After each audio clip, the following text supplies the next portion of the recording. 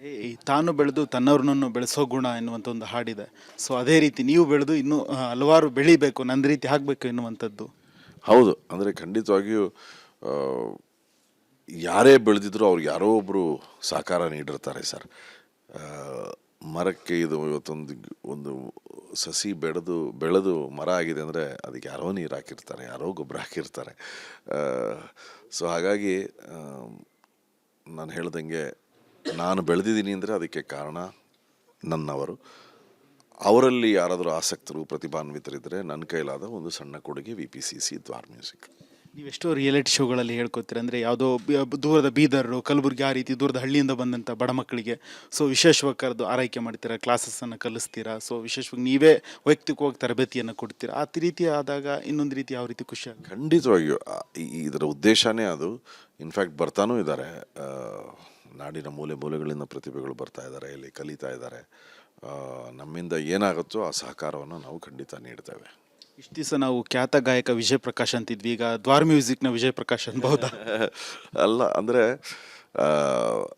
ವಿಜಯ್ ಪ್ರಕಾಶ್ ಇನ್ನೂ ವಿಜಯ್ ಪ್ರಕಾಶೇ. ಯಾಕೆಂದರೆ ನಾನಿನ್ನೂ ಈಗಲೂ ಹಾಡ್ತಾ ಇದ್ದೀನಿ, ಕಾರ್ಯಕ್ರಮಗಳನ್ನು ನೀಡ್ತಾ ಇದ್ದೀನಿ. ಸೊ ನನ್ನ ಕರಿಯರನ್ನು ಒಂದು ಕಡೆ ಕಾಪಾಡಿಕೊಳ್ಳೋದು ನನ್ನ ಕರ್ತವ್ಯ.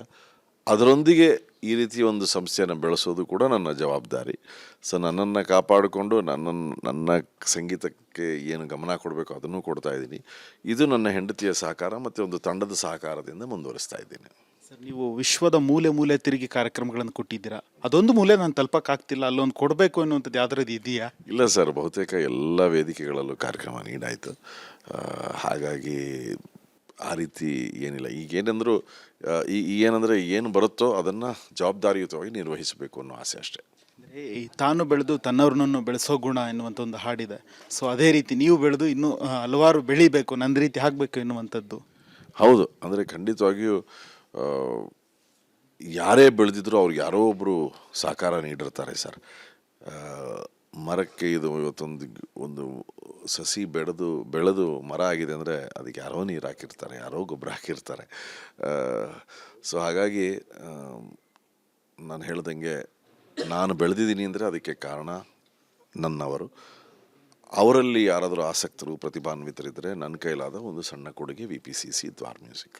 ನೀವೆಷ್ಟೋ ರಿಯಾಲಿಟಿ ಶೋಗಳಲ್ಲಿ ಹೇಳ್ಕೊತೀರ, ಅಂದರೆ ಯಾವುದೋ ದೂರದ ಬೀದರು, ಕಲಬುರಗಿ ಆ ರೀತಿ ದೂರದ ಹಳ್ಳಿಯಿಂದ ಬಂದಂಥ ಬಡ ಮಕ್ಕಳಿಗೆ ಸೊ ವಿಶೇಷವಾಗಿ ಕರೆದು ಆರೈಕೆ ಮಾಡ್ತೀರಾ, ಕ್ಲಾಸಸ್ಸನ್ನು ಕಲಿಸ್ತೀರಾ. ಸೊ ವಿಶೇಷವಾಗಿ ನೀವೇ ವೈಯಕ್ತಿಕವಾಗಿ ತರಬೇತಿಯನ್ನು ಕೊಡ್ತೀರಾ. ಆ ರೀತಿ ಆದಾಗ ಇನ್ನೊಂದು ರೀತಿ ಯಾವ ರೀತಿ ಖುಷಿ ಆಗುತ್ತೆ? ಖಂಡಿತವಾಗಿಯೂ ಇದರ ಉದ್ದೇಶನೇ ಅದು. ಇನ್ಫ್ಯಾಕ್ಟ್ ಬರ್ತಾನೂ ಇದ್ದಾರೆ, ನಾಡಿನ ಮೂಲೆ ಮೂಲೆಗಳಿಂದ ಪ್ರತಿಭೆಗಳು ಬರ್ತಾ ಇದ್ದಾರೆ, ಇಲ್ಲಿ ಕಲಿತಾ ಇದ್ದಾರೆ. ನಮ್ಮಿಂದ ಏನಾಗುತ್ತೋ ಆ ಸಹಕಾರವನ್ನು ನಾವು ಖಂಡಿತ ನೀಡ್ತೇವೆ. ಇಷ್ಟು ದಿವಸ ನಾವು ಖ್ಯಾತ ಗಾಯಕ ವಿಜಯ್ ಪ್ರಕಾಶ್ ಅಂತಿದ್ವಿ, ಈಗ ದ್ವಾರ್ ಮ್ಯೂಸಿಕ್ನ ವಿಜಯ್ ಪ್ರಕಾಶ್ ಅನ್ಬಹುದಾ? ಅಲ್ಲ, ಅಂದರೆ ವಿಜಯ್ ಪ್ರಕಾಶ್ ಇನ್ನೂ ವಿಜಯ್ ಪ್ರಕಾಶೇ. ಯಾಕೆಂದರೆ ನಾನಿನ್ನೂ ಈಗಲೂ ಹಾಡ್ತಾ ಇದ್ದೀನಿ, ಕಾರ್ಯಕ್ರಮಗಳನ್ನು ನೀಡ್ತಾ ಇದ್ದೀನಿ. ಸೊ ನನ್ನ ಕರಿಯರನ್ನು ಒಂದು ಕಡೆ ಕಾಪಾಡಿಕೊಳ್ಳೋದು ನನ್ನ ಕರ್ತವ್ಯ. ಅದರೊಂದಿಗೆ ಈ ರೀತಿ ಒಂದು ಸಂಸ್ಥೆಯನ್ನು ಬೆಳೆಸೋದು ಕೂಡ ನನ್ನ ಜವಾಬ್ದಾರಿ. ಸೊ ನನ್ನನ್ನು ಕಾಪಾಡಿಕೊಂಡು ನನ್ನ ಸಂಗೀತಕ್ಕೆ ಏನು ಗಮನ ಕೊಡಬೇಕು ಅದನ್ನು ಕೊಡ್ತಾ ಇದ್ದೀನಿ. ಇದು ನನ್ನ ಹೆಂಡತಿಯ ಸಹಕಾರ ಮತ್ತು ಒಂದು ತಂಡದ ಸಹಕಾರದಿಂದ ಮುಂದುವರಿಸ್ತಾ ಇದ್ದೀನಿ. ಸರ್, ನೀವು ವಿಶ್ವದ ಮೂಲೆ ಮೂಲೆ ತಿರುಗಿ ಕಾರ್ಯಕ್ರಮಗಳನ್ನು ಕೊಟ್ಟಿದ್ದೀರಾ. ಅದೊಂದು ಮೂಲೆ ನಾನು ತಲುಪಕ್ಕಾಗ್ತಿಲ್ಲ, ಅಲ್ಲೊಂದು ಕೊಡಬೇಕು ಅನ್ನುವಂಥದ್ದು ಯಾವ್ದಾರದ್ದು ಇದೆಯಾ? ಇಲ್ಲ ಸರ್, ಬಹುತೇಕ ಎಲ್ಲ ವೇದಿಕೆಗಳಲ್ಲೂ ಕಾರ್ಯಕ್ರಮ ನೀಡಾಯಿತು. ಹಾಗಾಗಿ ಆ ರೀತಿ ಏನಿಲ್ಲ. ಈಗೇನೆಂದರೂ ಏನಂದರೆ ಏನು ಬರುತ್ತೋ ಅದನ್ನು ಜವಾಬ್ದಾರಿಯುತವಾಗಿ ನಿರ್ವಹಿಸಬೇಕು ಅನ್ನೋ ಆಸೆ ಅಷ್ಟೇ.